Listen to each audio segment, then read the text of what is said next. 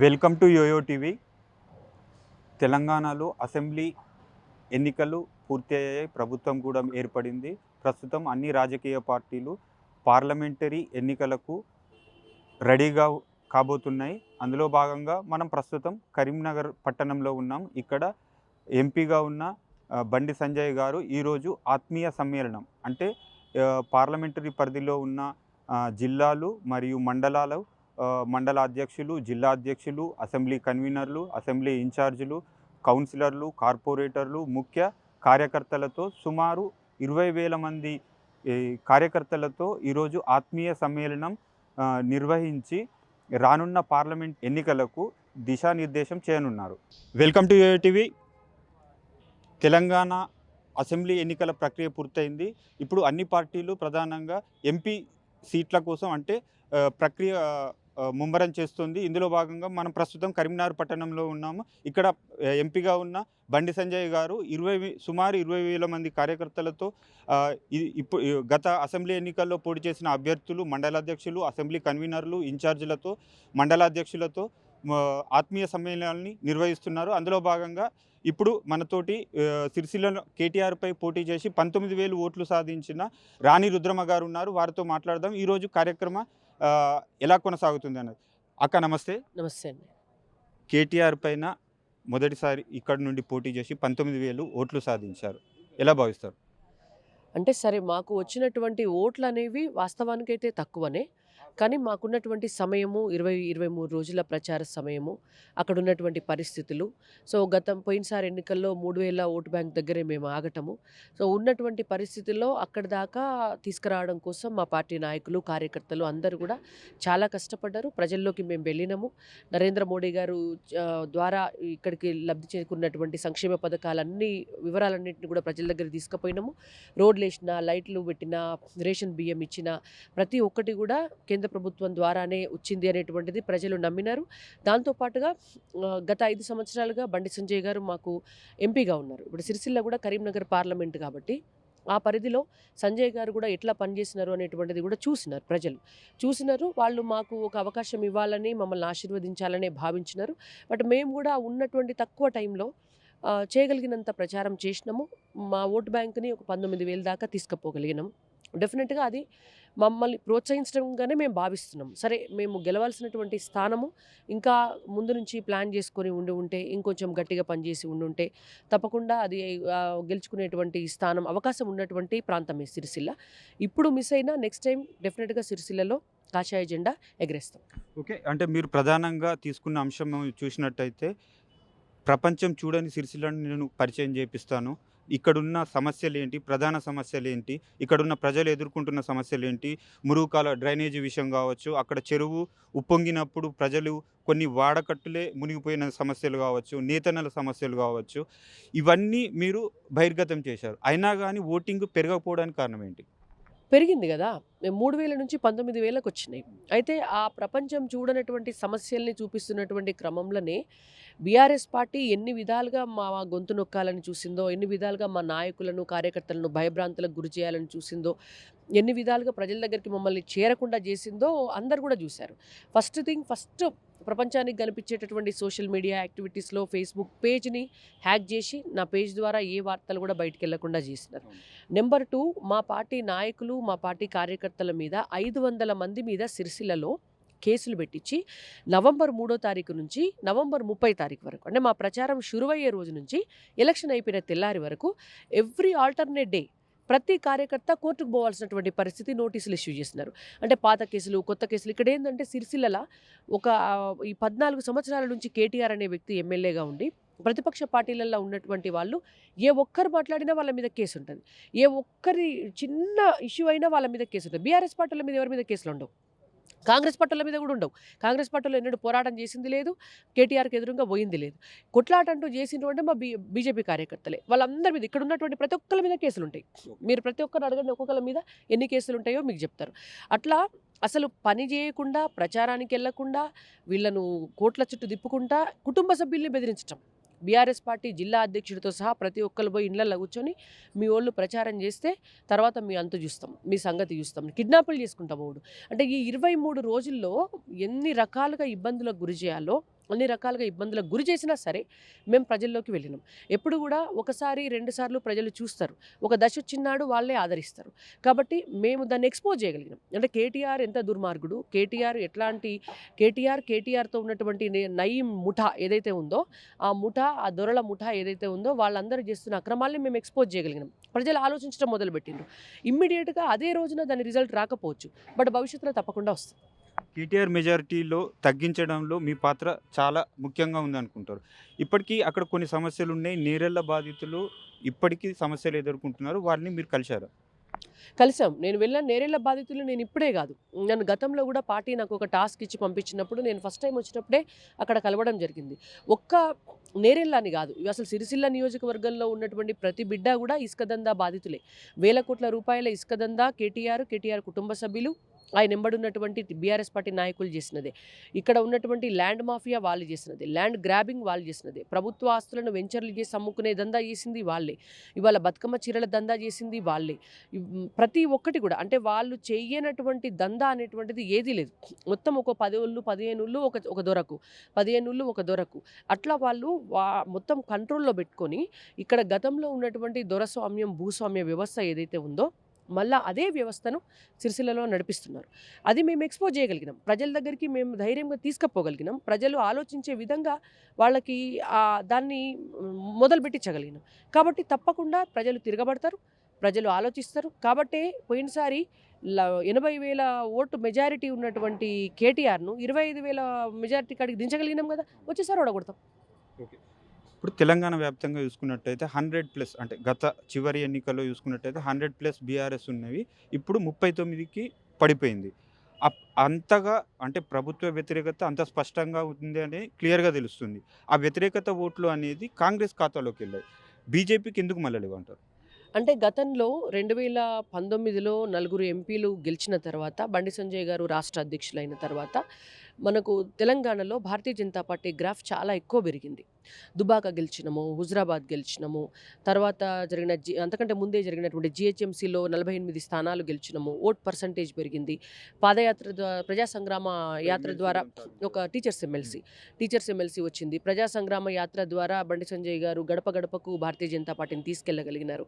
అయితే ఒక emotional attachment అనేటువంటిది సంజయ్ గారికి బీజేపీ కార్యకర్తలకు బాగా ఏర్పడింది. అయితే భారతీయ జనతా పార్టీలో ఉన్నటువంటి రెగ్యులర్ ప్రొసీజర్ 3 ఏళ్లకు ఒకసారి అధ్యక్షుడిని మార్చాలి అనేటువంటి ప్రొసీజర్లో భాగంగా సంజయ్ గారిని మార్చిన తర్వాత చాలామంది కార్యకర్తలు కూడా బాధపడ్డారు. అంటే సంజయ్ గారు కంటిన్యూ అయితే బాగుండని. ప్రజలు కూడా ఏంటంటే బాగా గ్రాఫ్ పెరుగుతుంది కదా, పెరుగుతున్నటువంటి క్రమంలో అధ్యక్షుడిని మారుస్తే అది మా పార్టీ ఇంటర్నల్ అని వాళ్ళు అనుకోలేదు. సో దీనికి తోడు అటు కాంగ్రెస్ పార్టీ కావచ్చు, ఇటు బీఆర్ఎస్ పార్టీ కావచ్చు, వాళ్ళు మమ్మల్ని అపప్రదకు గురి చేసి మమ్మల్ని ప్రజల్లో బదనాం చేసే కార్యక్రమం చేసినారు.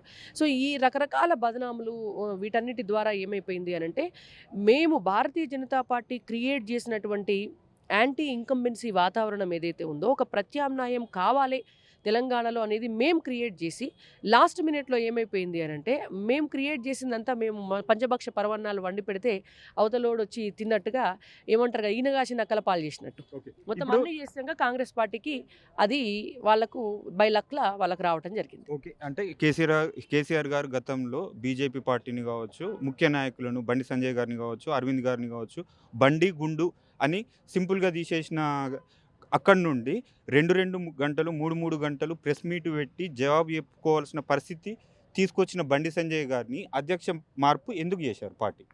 అంటే భారతీయ జనతా పార్టీలో ఒక సిస్టమ్ ఉంటుంది. బీజేపీ ఏంటి అంటే అందరికీ అవకాశం ఇవ్వాలి అనుకునేటటువంటి పార్టీ. అట్లా అనుకున్నారు కాబట్టికనే మనకు కరీంనగర్లో కార్పొరేటర్గా ఉండి ఎంపీగా గెలిచినటువంటి ఒక సిన్సియర్ కార్యకర్త అయినటువంటి బండి సంజయ్ గారిని కూడా తీసుకెళ్ళి వాళ్ళ అధ్యక్ష పదవికి ఇవ్వగలిగినారు. ఏబీవీపీ విద్యార్థిగా ఉండి భారతీయ జనతా పార్టీ ఆఫీసులో పనిచేసినటువంటి కిషన్ రెడ్డి గారిని వాళ్ళ అధ్యక్షులు చేయగలిగినారు. ఆర్ఎస్ఎస్ కార్యకర్తగా ఉండి సంఘంలో పనిచేసి ఆ తర్వాత బీజేపీలోకి వచ్చినటువంటి ఒక బీసీ బిడ్డ దత్తాత్రేయ గారిని కూడా వారు అధ్యక్షులుగా చేయగలిగినారు. ఆ తర్వాత ఇప్పుడు గవర్నర్ అయ్యిండ్రు, అది వేరే విషయం. నేనేమంటున్నా అంటే పార్టీ అధ్యక్ష స్థానాలు అనేటువంటివి అందరికీ ఇవ్వాలనేటువంటిది ఉద్దేశం. అంటే ఆ షెఫ్లింగ్ చేసేటటువంటి క్రమంలో ఇప్పుడు ఒక్కొక్క నాయకుడు, ఇది కుటుంబ పార్టీ కాదు, కుటుంబ పార్టీ అయితే తాత పోతే తండ్రి, తండ్రి పోతే మనమడు అనేటువంటి పద్ధతి ఉంటుంది. బట్ బీజేపీలో ఏందంటే అందరికీ అవకాశాలు ఇవ్వాలి, ఈ షఫ్లింగ్ చేస్తూ ఉంటే మార్పులు జరుగుతూ ఉంటాయి. సో దాని ద్వారా దీన్ని పెంచుకోవాలి అనేటువంటి ఉద్దేశం ఉన్నటువంటి పార్టీ కాబట్టి 3 సంవత్సరాలు అయిపోయిన క్రమంలో సంజయ్ గారిని మార్చారు. అంతకుమించి వేరే ఉద్దేశం లేదు. కానీ అది ప్రజల్లోకి వేరే రకమైనటువంటి సంకేతాలను తీసుకెళ్ళింది. జాతీయ మీడియాలో కూడా చూసుకున్నట్టయితే అసెంబ్లీ ఎన్నికలు ఫలితాలు వచ్చిన తర్వాత జాతీయ మీడియాలో కూడా ఈ ప్రధానంగా ఇప్పుడు కేవలం 8 సీట్లు సాధించింది బండి సంజయ్ గారి అధ్యక్ష మార్పు జరిగిన తర్వాతనే ఈ ఫలితం వెలువడింది. ఒకవేళ అధ్యక్షునిగా బండి సంజయ్ గారు కొనసాగితే ఇంకా ఎక్కువ సీట్లు, కనీసం 25 వరకు సీట్లు వచ్చేది అన్న ప్రచురణలు చూసాం మనం.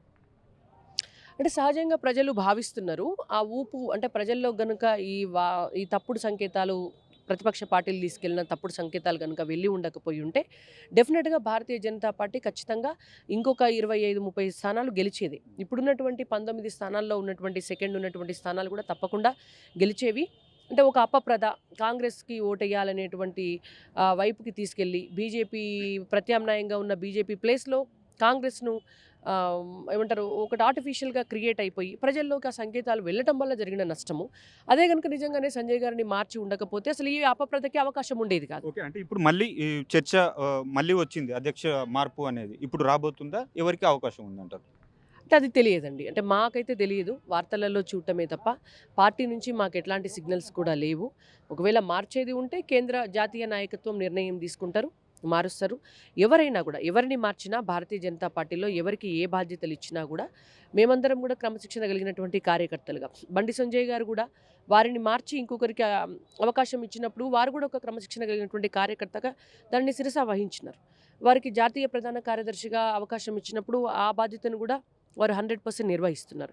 సో మేము కూడా కార్యకర్తలుగా ఎవరికి ఏ అవకాశం ఇచ్చినా కూడా డెఫినెట్గా శిరస వహించి పార్టీ నిర్ణయం ఏదున్నా సరే దానికి తలొగ్గే పనిచేస్తాం.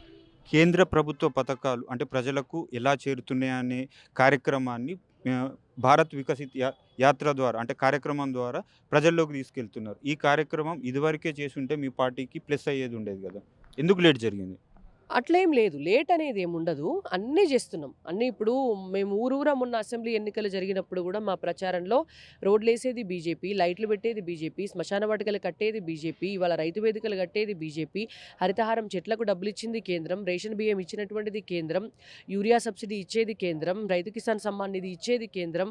ఇట్లా ప్రతి ఒక్కటి కూడా ప్రజల్లోకి చెప్తూనే వెళ్తున్నాం. ప్రతి ఒక్కటి కూడా చెప్తున్నాం. 9 సంవత్సరాల్లో 9 లక్షల కోట్ల రూపాయలు తెలంగాణ పైన కేంద్రం పెట్టుబడిగా పెట్టింది. అభివృద్ధి కోసం కేంద్రం సహకారం అనేటువంటిది మెజారిటీ షేర్ ఉంది అనేటువంటి దాన్ని కూడా మేము ఎస్టాబ్లిష్ చేస్తూ వస్తున్నాం. ఇప్పుడు ఇంకొంచెం ఉధృతంగా తీసుకెళ్తున్నాం. ఓకే, అంటే అసెంబ్లీ ఫలితాలు ఎలా ఉన్నప్పటికీ ప్రస్తుతం మీరు ఎక్కడ ఉంటున్నారు? సిరిసిల్ల ప్రజలకు ఏం చెప్పబోతున్నారు? నేను సిరిసిల్లకు కూడా మొన్న ఎన్నికలు అయిపోయిన తర్వాత మళ్ళీ ఒక రోజు రావటం జరిగింది, మా కార్యకర్తలందరితో మాట్లాడడం జరిగింది. ఇవాళ కూడా కరీంనగర్లో పెట్టినటువంటి ఈ మీటింగ్ కూడా ఏంటంటే మా సిరిసిల్ల ఇప్పుడున్నటువంటి కార్యకర్తలు నాయకులందరూ కూడా వచ్చినారు. 7 నియోజకవర్గాలకు సంబంధించినటువంటి మీటింగ్ ఇది. ఇవాళ మాకు స్థానిక ఎంపీగా ఉన్నటువంటి బండి సంజయ్ కుమార్ గారి అధ్యక్షతన ఈ కార్యక్రమం జరుగుతోంది. రాబోయేటటువంటి లోక్సభ ఎన్నికలకు పార్టీని అలాగే ప్రజల్ని కూడా సమాయత్తం చేయాలనేటువంటి ఉద్దేశంతో ఇవాళ సన్నాహక కార్యక్రమం నిర్వహిస్తున్నాము. దీని తర్వాత ఈ ప్రిపరేటరీ మీటింగ్ తర్వాత 20,000 మందితోటి ఇదే కరీంనగర్ హెడ్ క్వార్టర్లో మా కార్యకర్తలతోటే పెద్ద సమావేశం ఏర్పాటు చేయబోతున్నాం. అంటే పార్లమెంటరీ పరిధిలో ఇప్పుడు అంటే మొత్తానికి మీకు అవగాహన, ఇప్పుడు గతంలో ఎన్నికల ఫలితాలు చూసుకున్నట్టయితే ఇప్పుడు కాంగ్రెస్ స్పీడ్గా ఉంది. అంటే ఎంపీ సీట్లు ఎన్ని సాధించబోతున్నారు? ఎంపీ సీట్లు మొత్తం బీజేపీకే వస్తాయి. ఎందుకు అనంటే ఇవాళ నరేంద్ర మోడీ గారు చేసినటువంటి అభివృద్ధి ఏదైతే ఉందో ఆ అభివృద్ధి అనేటువంటిది ప్రజలకు చేరింది. తెలంగాణలో కూడా మా ఓట్ పర్సంటేజ్ 14% పెరిగింది. మేము ఎవరు ఎంత కట్టడి చేసినా, ఎంత కాంగ్రెస్ గాడుపు ఇచ్చినా, ఎంత మళ్ళీ బీఆర్ఎస్ఏ వస్తుంది అని ప్రజలు నమ్మినా కూడా మాకు వచ్చే ఓట్ బ్యాంక్ అనేటువంటిది చాలా పెరిగింది. ఇది ఎంపీ స్థానాలకు వచ్చేసరికి ఇక్కడ బీఆర్ఎస్ అనేటువంటిది ఇర్రిలవెంట్ అయిపోతుంది. బీఆర్ఎస్ని ఎవరు పట్టించుకోరు. ఎందుకంటే ఎంపీకి బీఆర్ఎస్కి ఓటు వేసినా ఓటు వేయకపోయినా వేస్ట్, అది మురిగిపోయినట్టే. కాబట్టి ఇక్కడ పోటీ అల్లా ఉన్నటువంటిది భారతీయ జనతా పార్టీ. అయితే భారతీయ జనతా పార్టీకి కూడా కాంగ్రెస్ పోటీ కాదు. ఇవాళ సెంట్రల్‌లో కాంగ్రెస్ వచ్చేటువంటి అవకాశాలు జీరో, ఏమీ లేవు.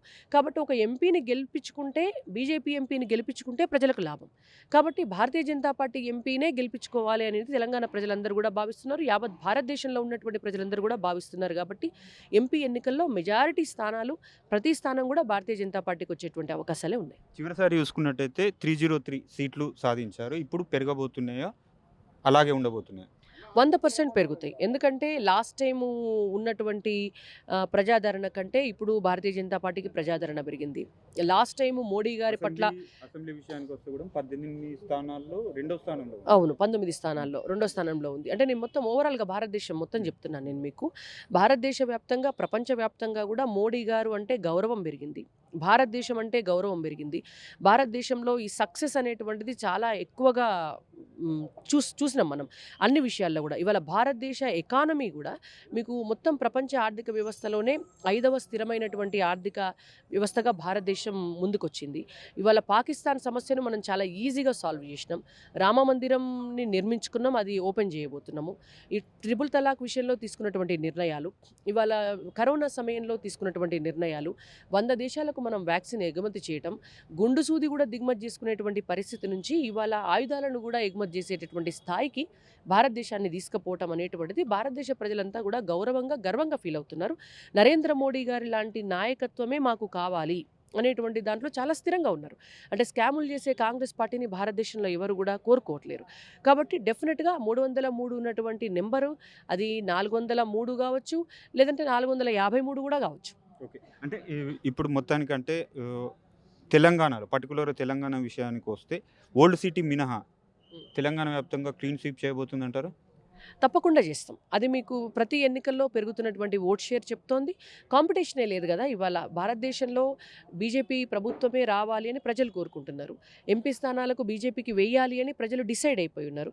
కాబట్టి ఈవెన్ ద ఓల్డ్ సిటీలో కూడా చాలా అద్భుతమైనటువంటి ఓటు బ్యాంకు మాకు పెరుగుతోంది. ఓల్డ్ సిటీలో ఉన్నటువంటి స్థానాలను కూడా మేము కైవసం చేసుకుంటాం. అక్కడ కూడా భాగ్యలక్ష్మి టెంపుల్ మీకు బండి సంజయ్ కుమార్ గారు అధ్యక్షులు అయినప్పటి నుంచి ఇప్పటి వరకు కూడా ప్రతి కార్యక్రమాన్ని కూడా భాగ్యలక్ష్మి టెంపుల్ దగ్గర నుంచి చేయాలి అనేటువంటిది మొదలుపెట్టి మొన్న మా గెలిచిన ఎమ్మెల్యేలు ప్రమాణ స్వీకారం చేయడానికంటే ముందు కూడా భాగ్యలక్ష్మి టెంపుల్కే వెళ్ళినాం. బండి సంజయ్ గారి ప్రజా సంగ్రామ యాత్ర కూడా భాగ్యలక్ష్మి టెంపుల్ నుంచే మొదలైంది. అంటే ఏ పాత బస్తీలనైతే అడుగు పెడితే దమ్ముంటే అడుగు పెట్టండి అని ఓవైసీ బ్రదర్స్ చేసినటువంటి కామెంట్లు ఏవైతే ఉన్నాయో, మేము ఇక్కడి నుంచే అన్ని మొదలు పెడతాము అని చెప్పేసి బీజేపీ దమ్ము చూపించింది కదా. డెఫినెట్గా అదే పాత బస్తీలోంచి, అదే ఓల్డ్ సిటీలో ఉన్నటువంటి స్థానాలలో కూడా గట్టి పోటీ ఇస్తాము. ప్రజలు ఆశీర్వదిస్తే తప్పకుండా అక్కడ కూడా గెలుస్తాం. ఓకే. ఉమ్మడి ఆదిలాబాద్ జిల్లా చూసుకుంటే 3 సీట్లు, ఉమ్మడి నిజామాబాద్ జిల్లా చూసుకుంటే 2 సీట్లు, తర్వాత సిర్పూర్ కావచ్చు, మొత్తానికి టోటల్గా 8 సీట్లు సాధించారు. కానీ కరీంనగర్ విషయానికి వస్తే ఒక్క సీటు కూడా సాధించలేరు. స్వయంగా బండి సంజయ్ గారే ఇక్కడ ఓడిపోవడం జరిగింది 3000 ఓట్లతోటి. మైనారిటీ వర్గం చూసుకున్నట్టయితే ఈసారి మాత్రం, గతంలో చూసుకున్నట్టయితే బీఆర్ఎస్కు, ఈసారి మాత్రం కాంగ్రెస్కు మద్దతు ఇచ్చిన చూశాము. కానీ ఇక్కడ మాత్రం ఏం జరిగింది? అసలు బండి సంజయ్ గారు ఓడిపోవడానికి గల కారణం ఏంటి? కేవలం మైనారిటీ ఓట్ బ్యాంకే. ఇవాళ దాదాపు ఒక 60,000 పైచిలకు ఉన్నటువంటి మైనారిటీ ఓట్లు ఏవైతే ఉన్నాయో అవన్నీ కూడా కన్సాలిడేట్ అయ్యి వన్ సైడ్ పడ్డాయి బీఆర్ఎస్ పార్టీకి. ఇవాళ బండి సంజయ్ కుమార్ గారికి వచ్చినటువంటి 89,000 ఓట్లలో ముస్లిం ఓట్స్ లేవు.